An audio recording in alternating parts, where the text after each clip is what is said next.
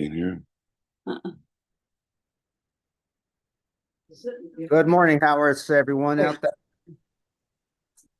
Good. How are you? Morning. Thank you. My cousin.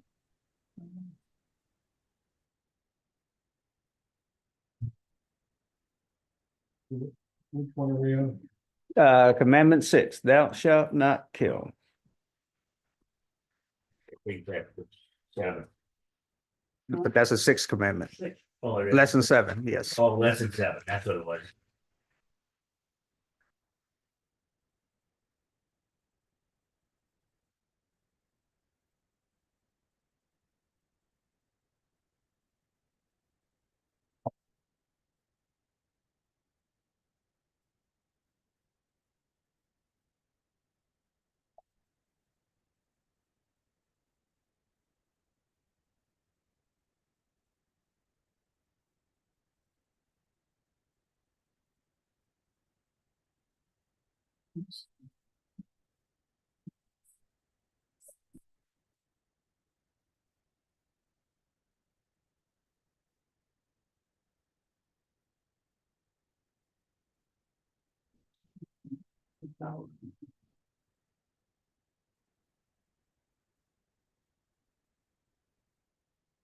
Are you able to see my screen? There are people in Zoom land? Yes. Thank you. What does it say, John? Church of Christ at Wapaka Bible Study every Friday, 10:30 a.m. Conference room. The address 215 West Badger Street, Wapaka, Wisconsin, 54981. All right, you can see it. Yeah. Morning, Brother Kirk. Pretty good. Glad you can make it In the game? on time. You know, when I'm on time, I like to. Right. Well, I saw on there this morning, it said 10:30. Well, yes, it's a typo. It should be 10:15. That happened too much. Him rubbing it in. Oh. There you go. It'll happen every once in a while. Not too often, you're right. I'm blaming it on the dogs. Some things go without saying. Yeah. Recording in progress.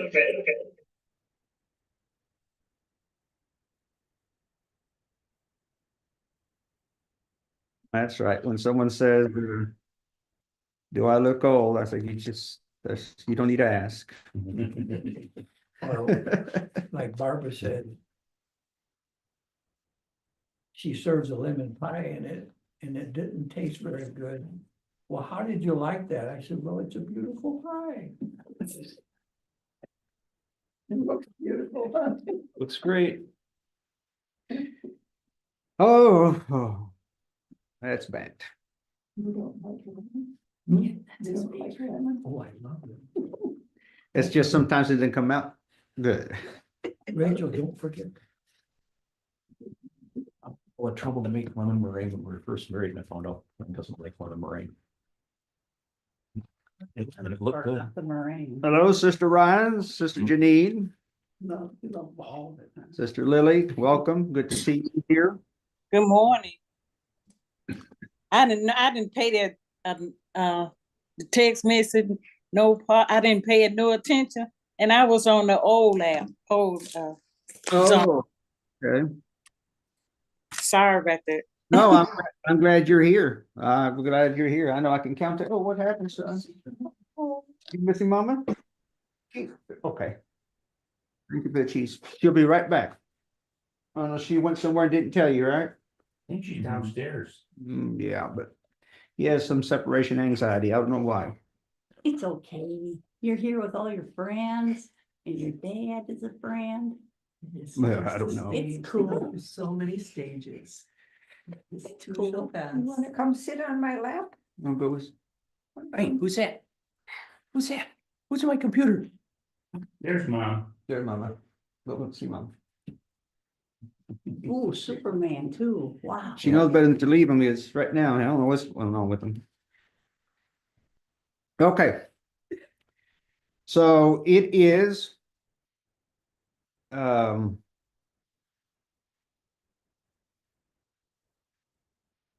sixth commandment. Yes, sixth commandment. And I'm not sure what page that is on your study guide. 23. Page 23. If there's anyone out in Zoom land that is new to our study and does not have a study guide and would like one, just send me a text or let me know before you leave our Zoom class, and I'll be happy to have someone to send it to you.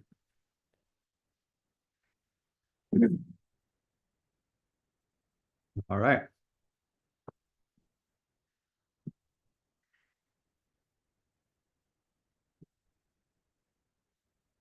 Exodus chapter 20 and verse 13 is where we will be reading this commandment from. Actually, all 10 commandments come from Exodus chapter 20. Do you want to see the presentation? I can get it on the phone for you.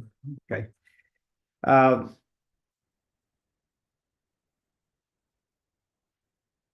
And what we're going to be discussing is a sanctity of life. On my recent trip to Chile, everywhere I went on the roads, I mean, there's dogs loose everywhere, and it's been like that since I've been going to Chile since 2002, and it's gotten worse. And the reason it's gotten worse is because Chile has adopted a law that's been pushed by progressives. The article seems like it's in Spanish, but it's not. I translated there in English. You can't see it from here. But nonetheless, the law, this is an example of that law of where the animals seem to have more rights than human beings. This one in particular is where someone is trying to pass a law that will respect the emotional and mental capacity, or emotional and mental well-being rather, of whales and dolphins and fish. So this particular politician wants to make it a law where they don't fish as much, and when they do fish, that they fish in a humane way. Now, professional fishermen, like Chile is a whole huge country that's right off the coast of the Pacific Ocean.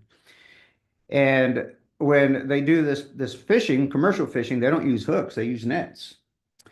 So apparently using nets is not humane.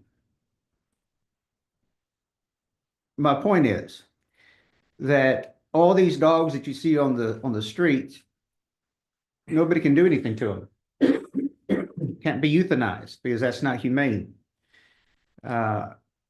And you see these dogs walking around with vests or coats to be protected from the winter, and people put out dishes of food there to feed them. And they have these rolling vet vans that come out and give them the vaccinations. I mean, they really do take care of them, but they're still mangy and nasty and do their business everywhere. And I was at a Starbucks in a mall, and a dog walked in right inside the mall in the Starbucks and just plopped itself down right in the middle. And nobody put him out. And I asked, why don't you put this dog out? I said, oh, no, we can't do that. It's against the law. We cannot physically put an animal out of our establishment. That's against the law. So I put him out because it stunk. And several people there got upset. I said, well, he's not drinking coffee. He's not buying anything. That's loitering. But here's the point that I'm making with our study. The sanctity of life is exactly what Exodus chapter uh, 20 and verse 13 is talking about you shall not murder. So the first few commandments, remember, had to do with the relationship between man and God. And now the next section of the commandments is a relationship between man and man. And here the previous commandment was honor your father and mother. That is a commandment that has a promise associated with it. And that promise was you'll have a long life. And we discussed what that meant already. But now this one is don't murder. Now there's a reason why God puts this in there, do not murder. And we need to understand that this commandment of do not murder is not part of the Mosaic. It's not something new that Moses introduced. It goes way back to Genesis with Cain and Abel, by the way. And we'll see those things here shortly. But let's consider this study in the context of Exodus 20, verse 13, because that's where the commandment comes from. So the sixth commandment refers specially to the taking of human life. If you kill your cat, you may be cruel. If you kill your dog, you may be cruel. If you drown your fish outside the fishbowl, yeah, you may be cruel, but you're not a murderer. The you shall not kill or you should not murder has two purposes behind this command. One, to demonstrate the nature and value of human life. I think that's the very most important thing for us to understand. Do not murder is to remind us, one, we are created in the image of God. Another reason is we don't give life. Therefore, we have no right to take life. Now, this is just a very general umbrella statement because there are caveats to this, and we'll talk about those caveats. But right now, we need to keep in mind that the first reason is to demonstrate the value and the nature of human life. It comes from God. It does not come from us. Secondly, it is to protect human life in this evil world. So let's go back to this first one, to demonstrate and maintain the nature and value of human life. Aggression against a human, another human, it's also aggression against God. And for this reason, it is wrong to take another person's life. So you can see on the screen, and you'll see it throughout the entire presentation, that I have a little baby that is obviously inside its mother's womb, or the baby, he or she's, his or hers mother's womb. And it's done purposely. But we're not talking about abortion today. The second reason is to protect human life in this evil world. So those who believe that there is no God can be led very easily to believe that human life has no value. Can be led very easily to believe that the only value that a human lends to society is while that human is healthy, is able to work, is able to provide something to society. But once that person becomes old or handicapped, then might as well just go ahead and take their life, not provide them with medicine. There's some socialist countries, some communist countries that have socialized medicine that after a certain age, you've outlived your purpose. So you're not a priority for medicine. You're not a priority for hospitalization and medical care anymore. And you're put at the bottom of the list. Now, they might not kill you, but they won't take care of you with a priority anymore because you just can't. I mean, what's your worth? Obama, he kind of promoted that. Yeah, that may very well have been, yes.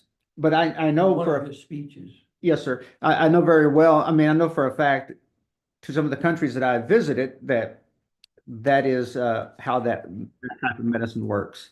Now, for example, if you're poor or handicapped or old, then your life is not valuable because you don't contribute much.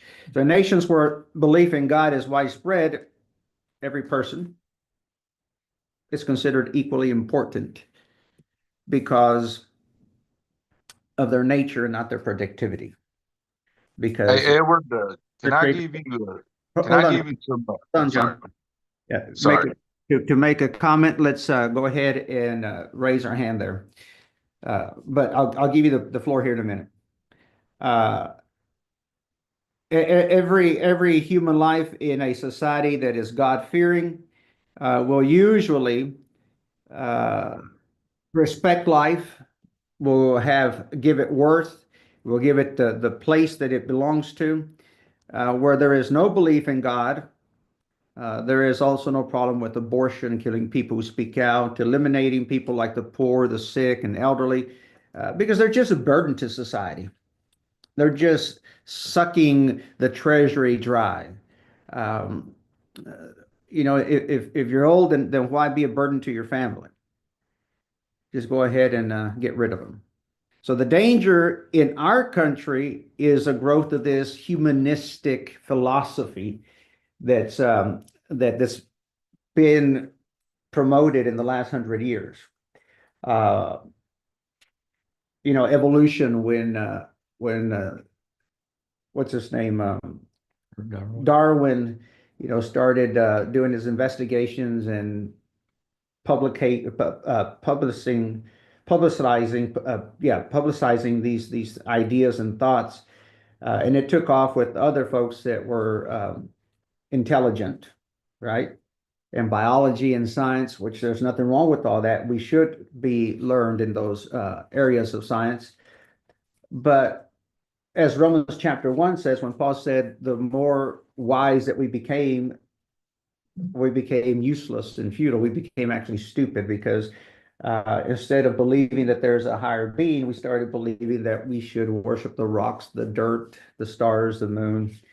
So these people that started, seeing that, well, maybe there is evolution and that we have evolved from, let's say, the monkeys or whichever ape uh, they decided on.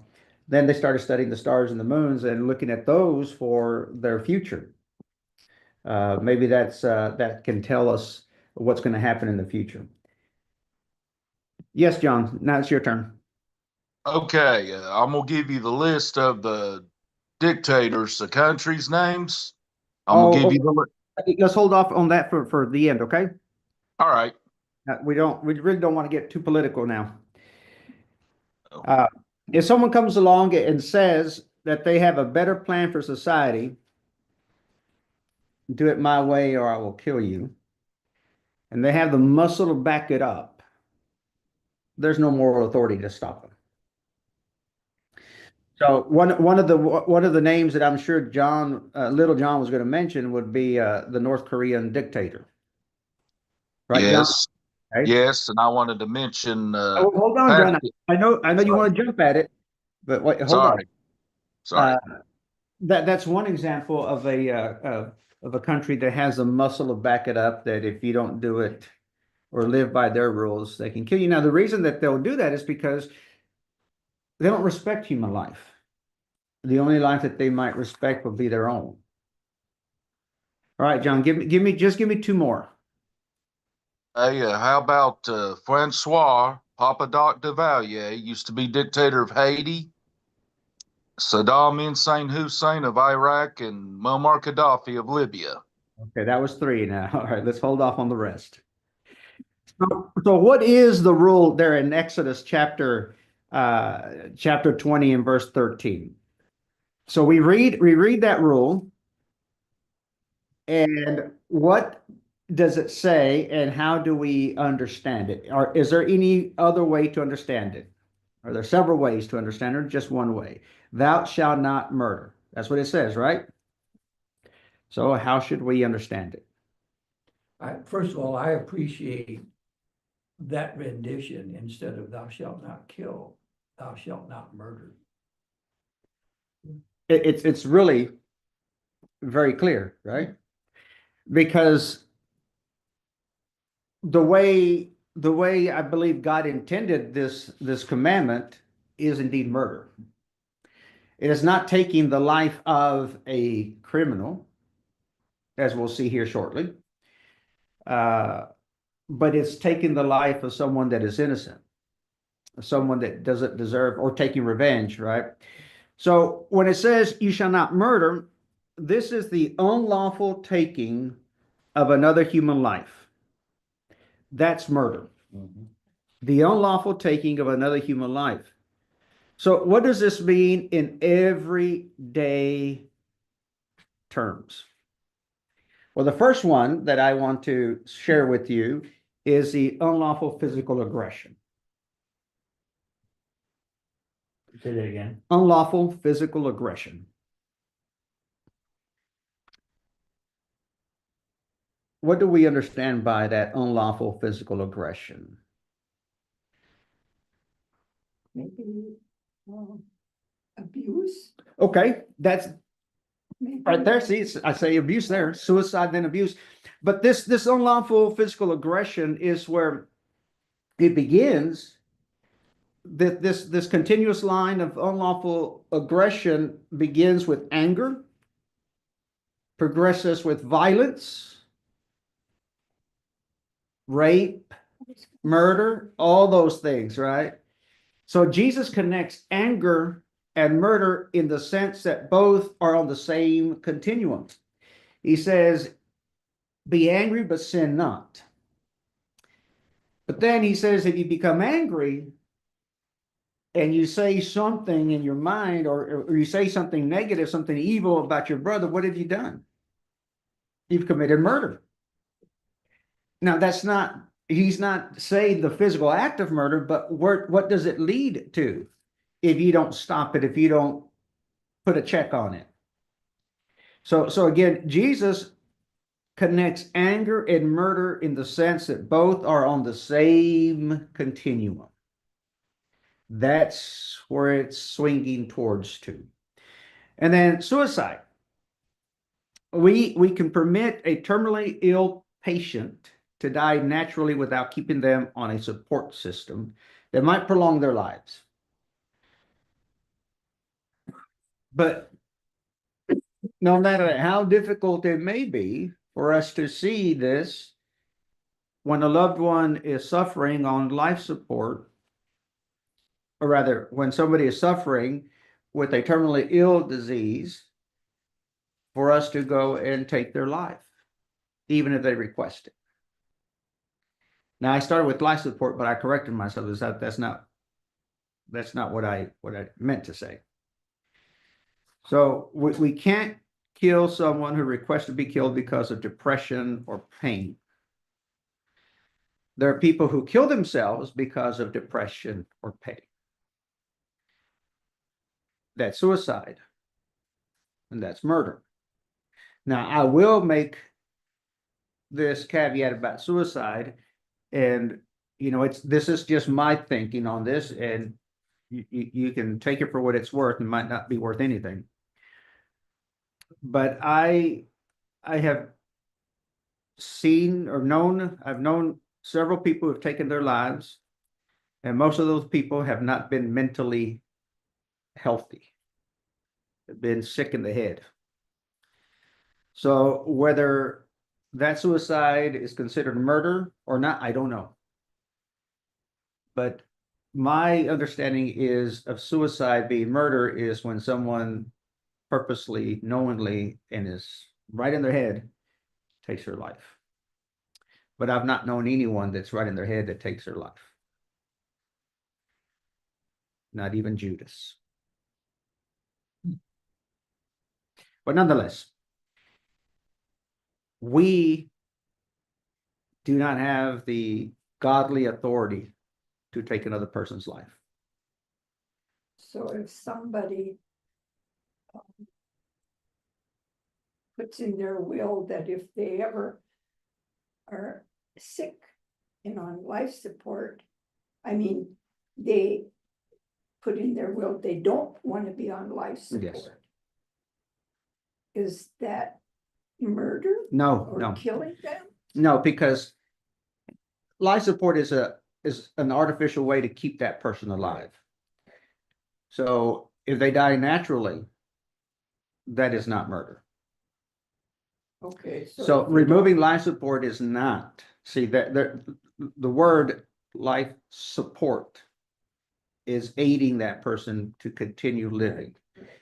If their organs or their brain or their liver or their whatever that machine is supporting them to continue living, and their wishes are not to be on that, no, it's not murder. It's their body that will not continue to survive or allow them to survive. Be unnatural. They would It- have naturally died Naturally. unless, Naturally. until man interceded. And you know, and there's been many cases that I've seen that when life support is removed, they continue living and they recover. Had they stayed on life support, they wouldn't have. Hmm. It would have just been worse. Exactly. Yeah. Bobby doing its thing. Yeah. So another one is abuse that you mentioned, Janine. And this is taking the unnecessary risks to our or others' lives in order to feed our egos. Now, I know that statement might make us uncomfortable, but what I mean by this is when we are in positions of authority, let's say policemen, teachers, fathers, mothers, social workers, directors, or caretakers, whatever. And we can abuse those that we're taking, those that are in our charge. That is to feed our egos. That's because we can, and we like that power trip. That abuse is taking another person's life because eventually that's what it will lead to. And when we hurt ourselves, when we start cutting ourselves, there is a mental problem there. But nonetheless, when we cut ourselves or when we beat ourselves, when we purposely or intentionally hurt ourselves to for whatever reason, but it is a mental problem for some, that is abuse. And that goes, I believe, goes against the thou shalt not murder. Because we are hurting the temple of God. We're hurting the body that does not belong to us, it belongs to God. So the abuse of our bodies through consumption of unlawful or harmful substances would also fall under that umbrella. The drugs, the alcohol, the foods that will kill our bodies. So the commandment also prohibits the damaging of our bodies with overwork, overexercise, anything that is abuse, I believe falls under all that umbrella. So since we've seen this here, is there any comment about anything that I've mentioned? Anyone wants to add or detract from it? Yes, sir. Just that you had mentioned, the hatred and the anger, is what's typically behind death or murder or somebody being killed. And in 1 John 3:15, he says, whoever hates his brother is a murderer. And you know that no murderer hath eternal life abiding in him. And so we see what leads to that killing and that murder. And again, you said it when you said when it's done unlawfully. There's a time when it's done lawfully. And God made that time that way. He spoke that, he told his children to do those things when it's needed. And so I just want to bring that out. Read that verse again, please. 1 John 3:15, whosoever hateth his brother is a murderer. And you know that no murderer hath eternal life abiding in him. Anyone else? Anyone in Zoom land? About what we discussed? All right, so when it says do not murder, when it's a commandment that's specific, we tend to look at the commandment, well, this is what it condemns, this is what it excludes. But these imperative commandments, not only are they are commandments that exclude things or condemn things, but they're also commandments that if you study them properly, they also permit certain things. So I want us to look at this now from the permissive side. What does it permit? What does it allow? And you might think that the first one is kind of silly or maybe even moot, but I want to include it because it does permit hunting and fishing. Because we need to establish that animal life is not created in the image of God. Although some folks love their animals as if they were humans.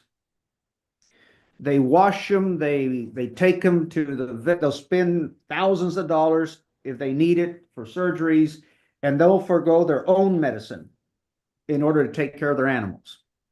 I understand that. I might not agree with it, but I understand that. There's some young couples that will decide not to have children because their fur babies are their children. I understand that. Well, I believe that is wrong. I understand that. But hunting and fishing, the killing of animals to feed ourselves, or for whatever reason you do it, without cruelty is permissible. God does not allow us to be cruel to any being that has life.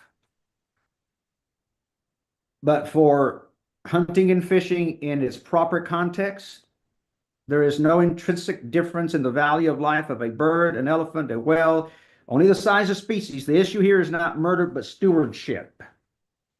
God has made us stewards of the earth and everything in and on the earth. And he told Adam and Eve to dress the earth, to take care of it. That didn't mean that they were to abuse it, but to take care of it. He has done or given us the same responsibility. So while I will at times make fun of recycling, that doesn't give me the right to abuse the earth, nor does it give me the right to not take care of the resources that we have. Yes, ma'am. I think this definition between murder and kill is exactly how we need to study harder in this, because we could kill a bug or a fly, but that's not the same as this murder. Yeah, that's right. And the way that animals are slaughtered for our consumption, it should be, and it is in most cases, a quick death to eliminate the suffering. Now, the next section of the permissiveness of this commandment I have here is capital punishment. Capital punishment is, for the most part, in many people's minds, a political issue. I do not believe it should be a political issue, but it is. I believe it's a God issue because it's in the Bible. Same thing with abortion. It's a political issue, but it should not be because the Bible discusses it. So whether people's sensibilities are offended or not, that's not my concern when I talk about this from the scriptures. I remember discussing this at a coffee shop with a couple of other preachers. They were from other countries where capital punishment has always been illegal, always, for the last 150 years. And to them, they were in shock that I would even believe that God allows capital punishment. So I've asked them what Bible they'd been reading from. Exactly. But it was because to them it was political. Their country has always forbidden it. And I said to them, it doesn't matter what our country says. It matters what God says. So the Bible considers life so precious that to unlawfully take one life leads to the forfeiting of one's own life in many cases. So how would God put a stop to the unlawful taking of a person's life? Again, the political arguments are that capital punishment is not a deterrent to murder. Well, it might not be in the minds of the crazy ones, but you know what's a deterrent for me to keep me from speeding? It's a hefty fine. So to say that capital punishment is not a deterrent to murder is a little bit out there, a lot out there. So when God says what he says in the passages that we're going to read, he said it for a reason. Whether it's a deterrent or not, it's a price to pay for taking someone's life unlawfully. So let's look at Genesis chapter 9 and verse 6 first. Genesis 9 and verse 6. All right, somebody read that for us. Let's start with Tony over here. Whoso sheddeth man's blood, by man shall his blood be shed. From the image of God made he man. All right, let's start at the end of the passage, end of the scripture. He gives us a reason. Let's start with the word gar, for. Here's a reason, for in the image of God he made man. So whatever is before this passage, this is the reason why he said it. So what he says is, whoever, it does not matter who does it. It could be a priest, it could be a judge, male or female, anyone. Whoever does this, which is shedding man's blood, now this is murder, he has to pay for it. So the idea is that if you killed by accident or on purpose a man's ox, the only way to make that right was to pay for that man's ox, either by cash or another ox of the same kind. But how can you pay for another man's life when you took that man's life, in this case, unlawfully? You can't replace another human's life. So the only way to pay for it, he says, by your own blood. And then he gives us a reason. That's why we start at the end of the passage, at least I do. Because or for, in the image of God, he was made. Now let's look at another passage, Deuteronomy chapter 19. And sister, would you read that? Verses 11 through 13. What's the passage? Deuteronomy Okay, there it is. chapter 19, verses 11 through 13.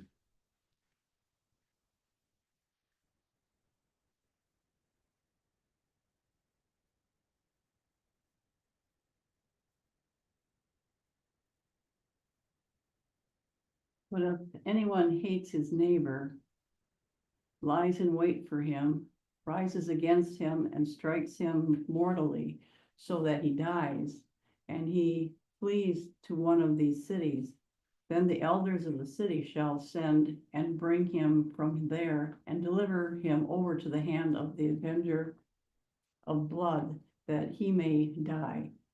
2:13. Your eye shall not pity him, but you shall put away the guilt of innocent blood from Israel, that it may go well with you. All right, let's go back to verse 11. What he has in mind here is are the cities of refuge. Refuge, city of refuge was a place that people would go in order to be, if they were guilty of a crime, they would go there and they would be under the protection of those cities. They couldn't be hurt. They had to stay there until their sentence was paid off or until somebody forgot what they had done, till they felt safe they could go back home. But notice this, there is a but. But if there is a man who hates his neighbor and plans this, notice the planning, and lies in wait And when his neighbor comes over, or he finds his neighbor and then kills him, and then he runs away and goes to the city of refuge, he can't be protected in the city of refuge. So what should the elders do? Now, notice that he says, if he strikes him and dies. Now, what happens if he strikes him and doesn't die? Well, there's a different rule for that, different law. If he strikes him and doesn't die, then he'll be punished differently, but not with capital punishment. But if he strikes him and then dies immediately, dies a week later, a month later from that wound, if he dies, then what happens? The elders of his city shall go somehow, send somebody to get him, or they go and get him, they bring him back, and they will deliver him into the hand of the avenger of blood. That means it's not the elders that are going to kill him. Right. They give him over to the guy's family. They turn him over to the victim's family. And they're going to take care of it.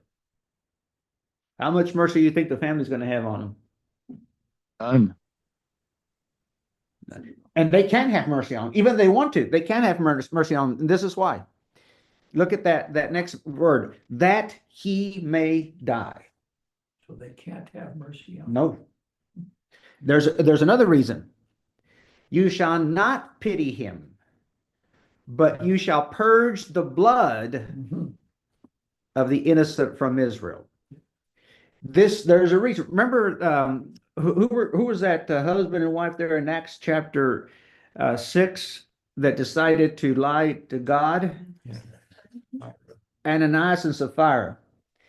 When they died, it says that fear came upon the entire church. Keeping their distance. Yeah. They didn't want to go into that tent where Peter was anymore. No, but this is the reason, to make sure that everyone in that city understood this is a deterrent for having anger that leads to murder, premeditated murder. This is what this was. If you are angry with your neighbor, you lie in wait, you strike him and he dies. This is premeditated murder. The punishment for that is capital punishment. Yes, sir. Later on in that same chapter, he talks about a false witness, the person bringing false witness against somebody. And he says that person should receive the same punishment as what his brother, who he was trying to defend, did.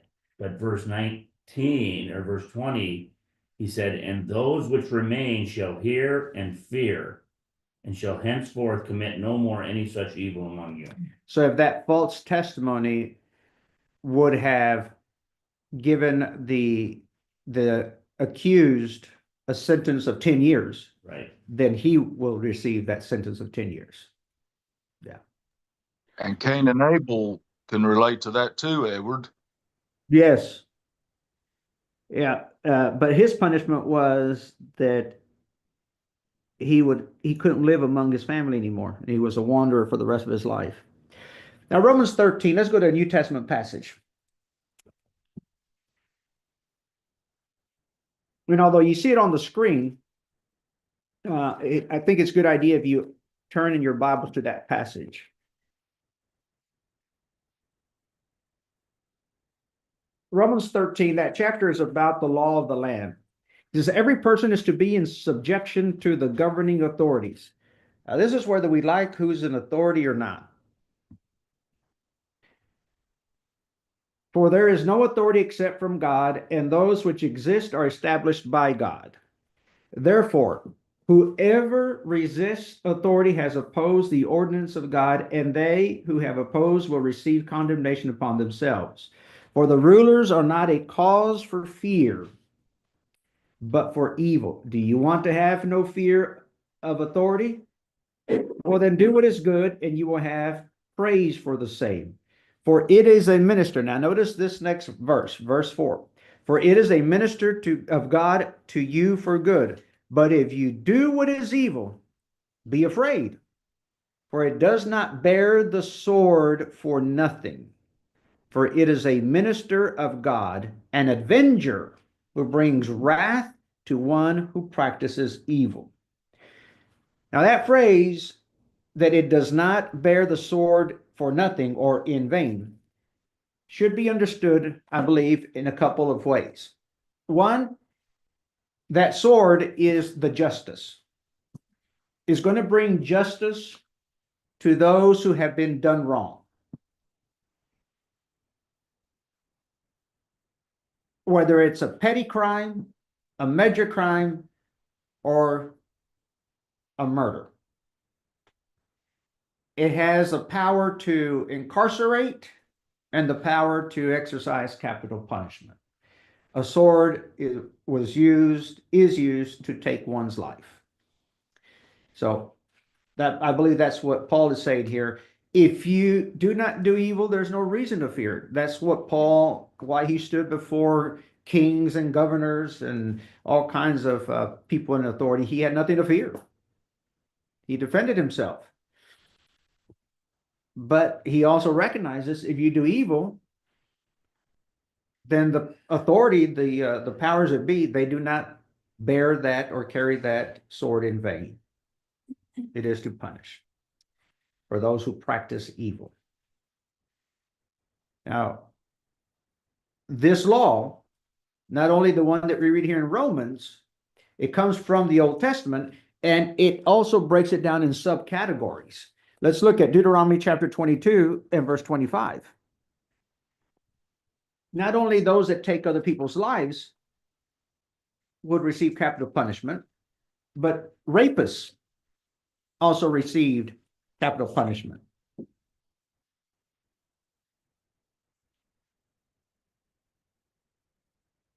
Someone read, what's that, Deuteronomy, what did I say? 22.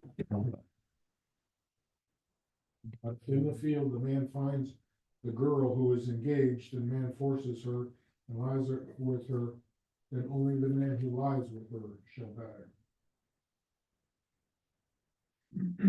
Okay. So what I have on the screen, I'm gonna have to skip it because it goes all the way from chapter 22 to chapter 25. So that's wrong.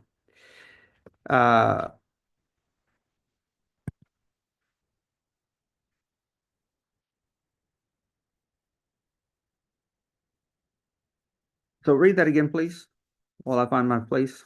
But if in the field the man finds the girl who is engaged, and the man forces her and lies with her, then only the man who lies with her shall die. In other words, she's not guilty, But the rapist is. right? And he shall die for All it. right. It's amazing how specific God got in these laws. He had to, didn't he? Huh? He had to. He had to. And yet we still make a mess out of it. And we mess it up completely. I mean, back in Exodus, he talks about an ox. Man has an ox. And he gets out and gores his neighbor and kills him. The ox we put to death. But if the owner of that ox knows his ox will do that and has done it, and he does it again, the owner shall be put to death. Yeah. Wow, that's pretty simple. Yeah, it's a one-time thing, that's different, but if it's known, Exactly. he didn't, and he knew better. Now, Exodus 21, verse 16. In Deuteronomy 22, 25, we read about rapists. They should be put to death. In Exodus 21, verse 16, we read about kidnappers. John, won't you read that? Sure. He who kidnaps a man, whether he sells him or he is found in his possession, shall surely be put to death. Who would have thought? Kidnappers. The kidnapping would be such a bad crime. You might want to write on the side of your Bible that kidnapping also includes the idea of human trafficking. Mm-hmm.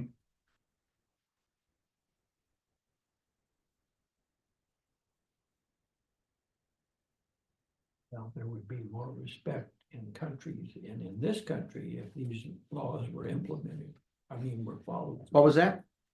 There would be more respect in all of the countries, and especially this country, if capital punishment was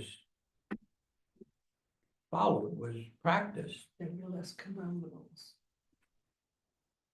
Less crime. There's been studies done on the countries that stand completely firm on capital punishment of any, of any kind of crime.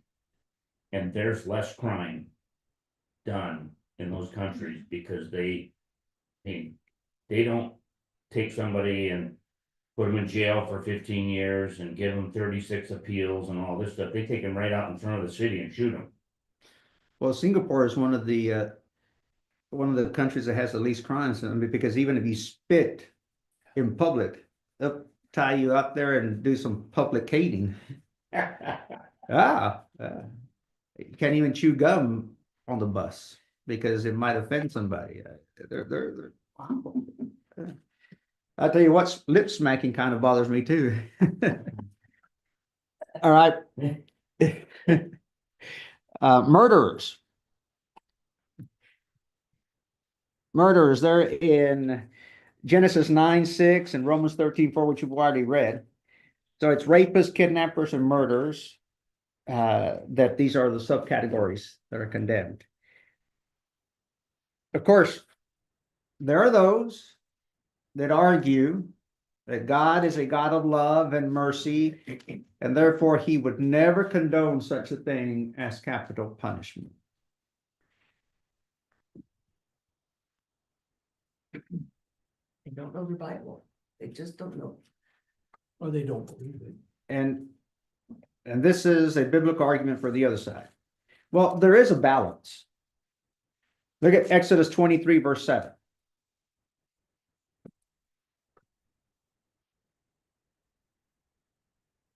Exodus 23, verse 7. Keep far from a false charge and do not kill.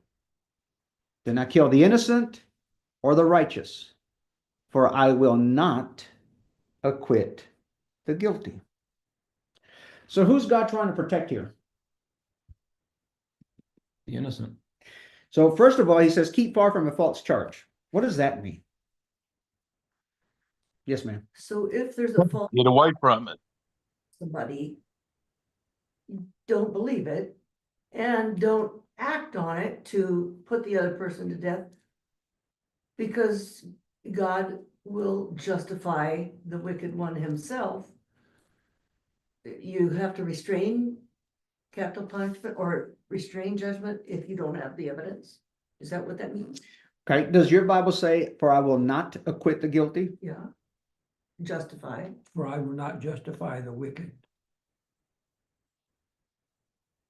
God will Keep, take care of it. King James reads, keep thee far from a false matter, and the innocent and the righteous slay thou not, for I will not justify the wicked. There's gonna be some other evidence that's gonna come up to finally get the wicked person. Okay. It's a little bit, kind of goes back to the sanctuary cities. That gave the person, because a lot of times it was an innocent person that was running into that city. And it gave time for all the facts to come out, for the family to calm down, for them to realize, oh, he didn't mean for that whatever to fall on my brother and kill him. But if they figured out he was lying in wait and had a purpose to do it, then as as we read, then the elders would come and take him back to his city, and so it could be taken care of. But there was a little bit of gave him time in that refuge city to, Okay. if he was this innocent, righteous person. Think about it this way, because there are those that would say that God is a God of love, therefore he could never be in favor of capital punishment. But I say that there's a balance, and this right here, Exodus 23, verse 7, is a balance. And this is it. This is why I understand this. That if you're going to accuse someone of a capital crime, make sure that you're right. Because it is just as wrong to be guilty of a capital crime as it is to accuse someone of it if you're doing it falsely. Because in the end, God is going to Not justify the wicked. not justify the guilty. So if you bring charges, false charges against someone of a capital crime and they're killed, you'll be guilty of two things: false witness, false testimony, and the murder of an innocent person. So I think that's what it means. Keep far from a false charge. New American Standard says keep far from a false charge. Do not bring false testimony or false charges against them. And that happens, doesn't it? And people do that a lot. It happens more than we want to admit, but it happens a lot for many reasons. Either they don't want the blame, they don't want to deal with their own consequences. But that's why on the basis of 2 or 3 witnesses, you have to do these things on the basis of 2 or 3 witnesses. And these witnesses, even when it comes to when in the Christian age, when I'm going to bring an accusation against one of my elders, it has to be on the basis of 2 or 3 witnesses, not on what I've told them, but the witnesses have to be eyewitnesses of what has happened. Because if we go to court and the judge says, and I tell the judge, I've got 2, 3 witnesses, and they come to the stand and the judge says, did you witness what happened? No, but he told me what happened. Well, then you're not a witness. Yes, sir. And I think that's the admonition that he's given here. When you read verses 1 and 2 of that chapter, Go ahead and read it, please. He says, thou shalt not raise a false report. And then he says, put not thine hand with the wicked to be an unrighteous witness. Thou shalt not follow a multitude to do evil. So, And then the next verse. in the next verse, Verse 7. and thou shalt speak in the thou shalt not follow a multitude to do evil, neither shalt thou speak in a cause to decline after many to wrest judgment. Mm-hmm. So if a man makes a claim, we should not be quick to jump on the bandwagon. We should stay far from that matter because it may be false until we know otherwise. Even if the person seems reliable, or we've known that person for years. It doesn't matter. It doesn't matter. Right. I mean, if Ed come in here and he said, something took place outside there, I mean, we should make sure ourselves that we know exactly what took place, not just by what somebody said. It's, Trust but verify. yeah, it's poisoning the well. The guy says, that person is a liar, everything they say is a lie, and then they give true testimony. Well, you poisoned the well. So thou shalt not kill. Well, what about policemen and soldiers in the military? Thou shalt not murder. Okay, thou shalt not murder. Can they take the life? Well, And accidental. let me tell you something. Sometimes soldiers, when they aim, if they're sharpshooters, they're aiming, even the SWAT team, they're aiming. I mean, that's planned. Certain breaths and that. So, but listen, this is the way we need to look at it. The Bible way. Romans 13 says, the law is the arm of God. So when a policeman is acting outside of his police duties and he kills someone, he is guilty of murder. But when we are acting, or that person is acting as part of the arm of the law, it's the law. It's not murder. And that's why going as a soldier to do combat is not premeditated murder or any kind of It's not- accidental. It's not murder. It's not. Now, some may not want to serve, and they, there's a draft, they'll have this objection to it, so they go and peel potatoes. Conscientious. Yeah. They'll go peel potatoes, but it's not right to go to Canada. Mhm. Right. Because they're now Yeah. avoiding the law of the land. Stick with the office work. And that's why he starts that out, right, the way he does in verse 1 of Romans 13. I believe that's what he. Yep, being subject under the higher powers. Yeah, at every soul be subject to the higher powers, for there is no power but of God, the powers that be ordained of God. If we resist those powers, we resist the ordinance of God. So that's what God put rulers in charge for. That's why there are rulers, to carry out those things. Now, can rulers make mistakes? Can rulers do something wrong? Yes, they can. All the time. But we need to just, we need to do what God tells us to do within the realms of the scriptures. All right, Brother Tony, would you read 1 Peter chapter 2, verses 13 and 14, please?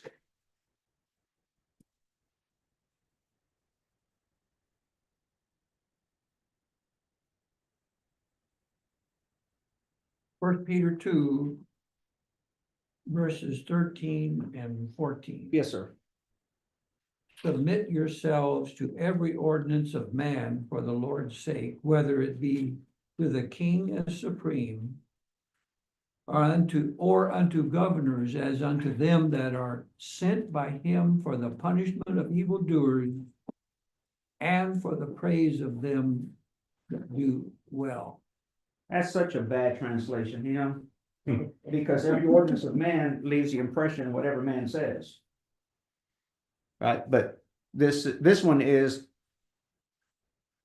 submit yourselves for the Lord's sake to every human institution, which leaves, I think, more of an impression, the law, government type laws. But still, we understand this. Yes, sir. Even in the King James Version for years, which was before these others. All right, you don't have to defend it. I'll agree with you. I'll agree with you. I'm going to defend or fight over the King James. I'm not arguing one or the other. I'm just saying this passage could be understood. So we're not allowed to take the law into our own hands because we have not been given the right by God to do it. Upholding the law is a duty of the government. So Punish the evildoers. we might have a good reason. Yes, ma'am. Punish evil. Now we might have a good reason to want to take out personal revenge, but there in Romans, I don't have that up there, but Romans chapter 12, verse 19, we have no legal right or spiritual right to take vengeance for ourselves, because God says vengeance is whose? Mine. And on this earth, he gives avenues by which we can take vengeance, and that is through the law. Now, let's look at one more. How about self-defense? That's the one I want to know about. If Exodus 22, verse 2, if the thief is caught while breaking in and is struck so that he dies, there will be no blood guiltiness on his account. This is even talking of if a thief is caught inside your house and he's hurting one of your loved ones. This is talking about taking your stuff.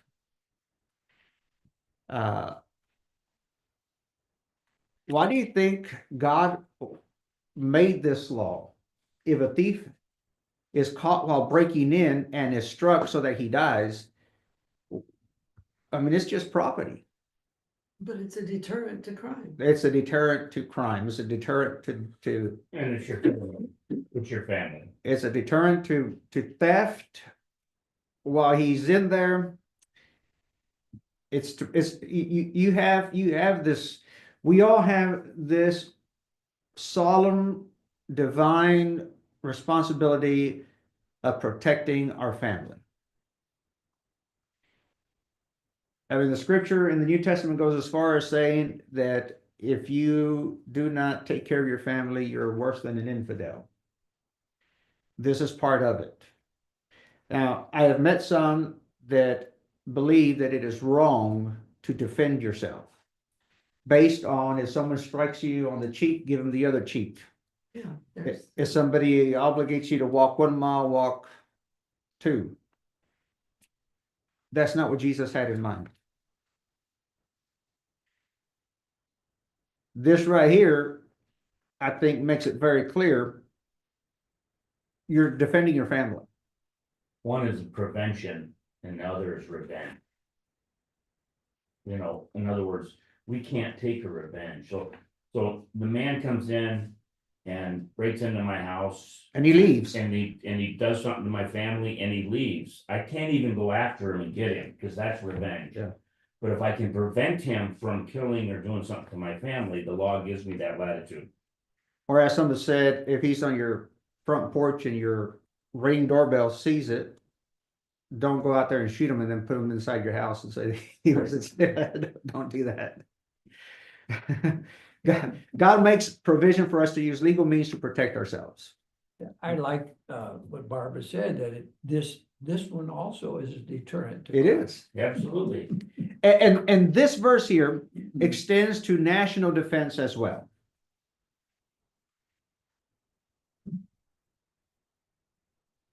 A nation without borders. Again, I said not political, but I just do want to point out that here is a verse that extends to national defense. A country has every right to protect itself, to protect its citizens. It has a responsibility to do so. Let's see. Matthew 5. See what we can end here. How do we keep this command? How do we keep this commandment of thou shalt not murder? Matthew 5. You had a thought there, Tony? You're looking at me there rather hard. No, I'm just thinking of something.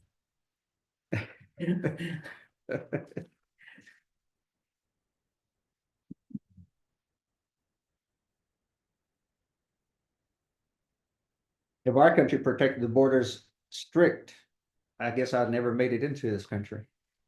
I thought you were born in. I was born. Oh, I was okay. born. California, that's not part of the 49 states. Yeah. They wouldn't let them into. California, Texas, New Mexico. South of the Arkansas River was not United States for many years. You have heard it said, an eye for an eye and a tooth for a tooth. But I say to you, do not resist an evil person, but whoever slaps you on the right cheek, turn the other to him also. If anyone wants to sue you and take you to court, or and take your shirt rather, let him have your coat also. Whoever forces you to go a mile, go with them too. Give him who asks of you, and do not turn away from him who wants to borrow from you. You have heard that it was said, you shall love your neighbor and hate your enemy. But I say to you, love your enemies and pray for those who persecute you, so that you may be sons of your Father who is in heaven, where he causes the sun to rise on the evil and the good, and sends rain on the righteous and the unrighteous. So let's unpack this verse. Verse 38. It refers to the Jewish law of restitution that said that you must repay what you have lost, stolen, or damaged. So the purpose was to regulate restitution so that it would not escalate to revenge, 2 eyes for 1 eye. So in a broader sense, this also refers to the role of government, to regulate justice and to mete out punishment fairly for everyone. So you've heard it said, an eye for an eye, tooth for a tooth. Verses 39 and 43 refers to the law by which the Christian lives. This law is above the law of government. The idea is that the Christian does not build upon evil, but overcomes evil with good. So takes your shirt, give him 2, or sues you, give him your shirt, asks you to walk a mile, walk 2. The thing is that Christ calls us to a higher law. Don't stoop to the level of the person that's making demands of you. What if he demands a shirt of you? Is it a big deal? You know, so sometimes we'll argue over an inch of property line, or our branches hanging over our property line, and yes, sometimes some arguments are not even worth fighting. Taking a brother to court. Taking a brother, yeah. So in John 18, verse 36, even Jesus said that his battle was on earth, that if his battle was on earth, rather, he would call 10,000 angels to defend him. But why did he not do that? It wasn't worth it, was it? It wasn't worth it because there was something greater to Yeah. gain. So I believe that Matthew 5, what we just read, that Matthew 5, 38 through 45, that in the greater context, Jesus is saying, pick your battles. You don't have to fight and argue about everything. I've been watching quite a bit on YouTube, some of these First Amendment auditors that like to go to the police stations or public places and just argue that they have the First Amendment to do whatever they want to do, to film in public and go into public places. And the First Amendment does grant us those rights. But just because we're granted those rights doesn't mean that we have to go and do those things. They make it to make a point, or they do it to make a point. One day they're going to get shot, seems like. But I think Jesus is telling us here, pick and choose your battles. Any questions or comments? So what I was thinking about was this sign that I saw with a German Shepherd on it. You know, he was inside his house and the sign was outside. And it says, if you're thinking of breaking into my house, stand outside, get right with God and tell him you're on your way. When you were saying that, I started thinking about that and I could kind of chuckle. I'd leave you with this moral question. Should the death penalty be applied in every murder case? Why or why not? It's not for us to answer in this form. You just go and chew on that and think about it. And the second moral question, what is a spiritual condition of Christians who commit suicide? Thank y'all for being here today, for everyone who has participated. And see y'all next week, Lord willing. Well, those two questions. Thank you. Thank you. For our life, Are for next Friday or they? No. Aren't? Okay, then just for our life. about now. that suicide. That person is in the hands of God and it's none of my